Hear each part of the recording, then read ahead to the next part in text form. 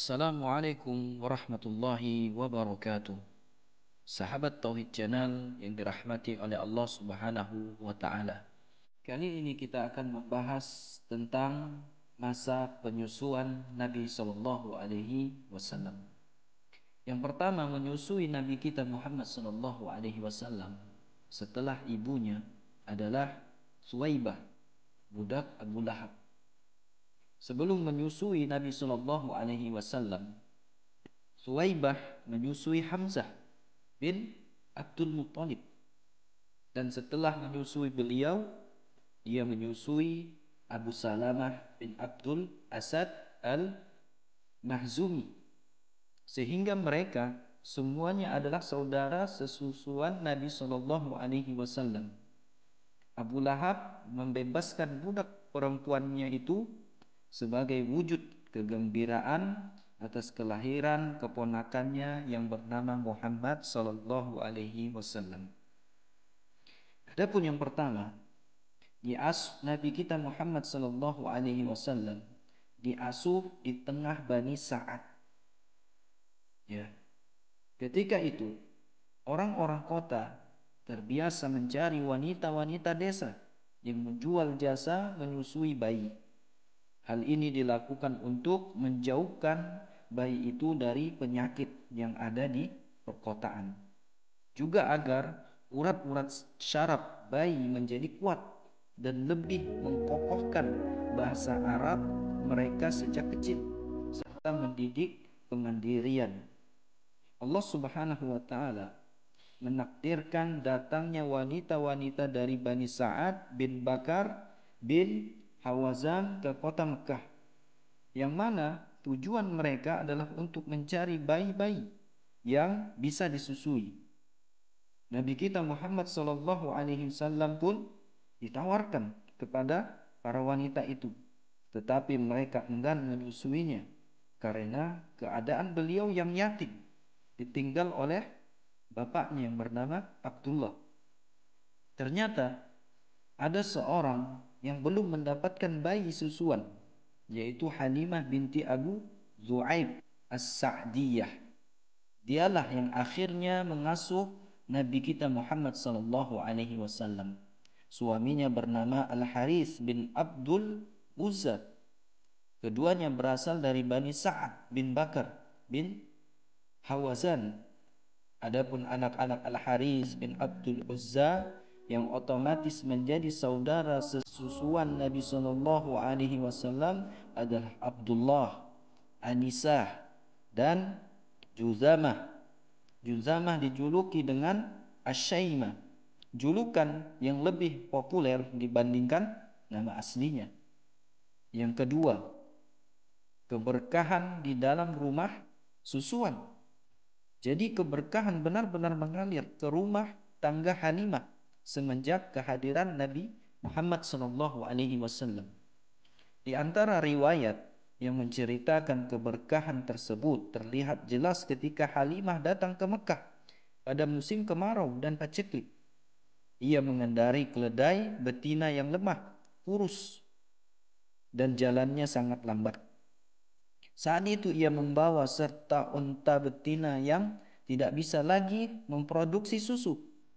Anaknya masih kecil dan selalu menangis pada malam hari karena lapar sehingga tidak bisa tidur. Tak kala Halimah menggendong Nabi sallallahu alaihi wasallam yang masih kecil menuju tunggangannya dan mulai meletakkan beliau di pangkuannya. Kedua payudaranya pun penuh dengan air susu. Beliau pun minum hingga kenyang. Begitu pula bayi Halimah sampai keduanya tertidur. Begitupun tak kala suami Halimah menghampiri untanya, dia melihat ambingnya atau kantong susu dari unta tersebut juga penuh dengan air susu. Ia memerahnya, lalu mereka meminumnya sampai kenyang, sehingga bisa tidur pulas pada malam yang indah. Suaminya berkata, "Demi Allah, wahai Halimah, sungguh engkau mendapatkan anak yang penuh dengan keberkahan." Ketika hendak kembali ke dusun Sa'ad, keledai yang dikendarai Halimah bersama Nabi Shallallahu Alaihi Wasallam tetap bisa berjalan kencang meski muatannya penuh, sampai-sampai tidak ada satupun keledai yang bisa menandinginya. Masya Allah.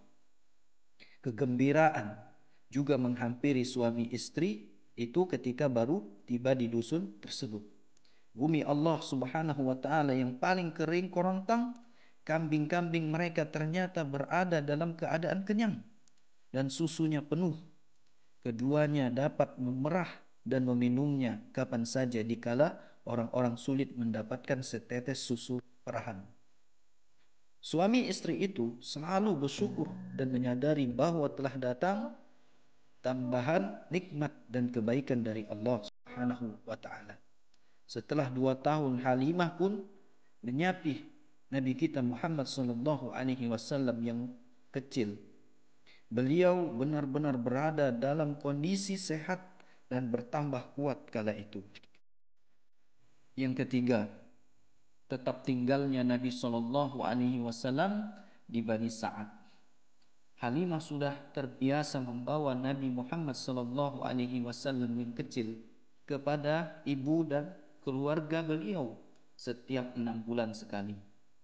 Kemudian pulang dengan membawa Nabi sallallahu alaihi wasallam ke dusunnya di wilayah Bani Sa'ad.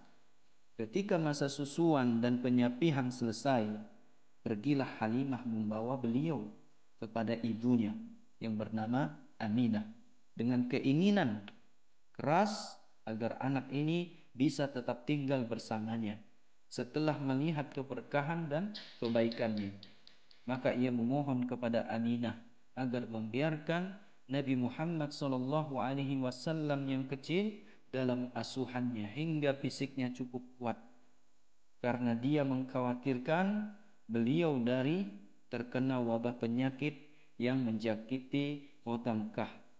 Saat itu ibu Nabi kita Muhammad sallallahu alaihi wasallam pun mengizinkannya. Maka pulanglah Halimah bersama Nabi sallallahu alaihi wasallam yang masih kecil ke rumahnya dalam keadaan gembira dan bahagia. Nabi sallallahu alaihi wasallam tinggal bersamanya selama kurang lebih dari 2 tahun. Kemudian terjadilah peristiwa aneh yang membuat Halimah dan suaminya takut sehingga mereka mengembalikan beliau ke Aminah. Peristiwa itu adalah pembelahan dada Nabi sallallahu alaihi wasallam. Sebagaimana Anas bin Malik berkata, Rasulullah sallallahu alaihi wasallam dihampiri malaikat Jibril pada saat sedang bermain bersama anak-anak yang lainnya. Beliau dibawa dan dibaringkan oleh malaikat Jibril alaihi salam ini. Kemudian Jibril membelah dadanya dan mengambil hatinya, lalu mengeluarkan segumpal darah darinya. Jibril lalu berkata, "Ini bagian setan pada dirimu."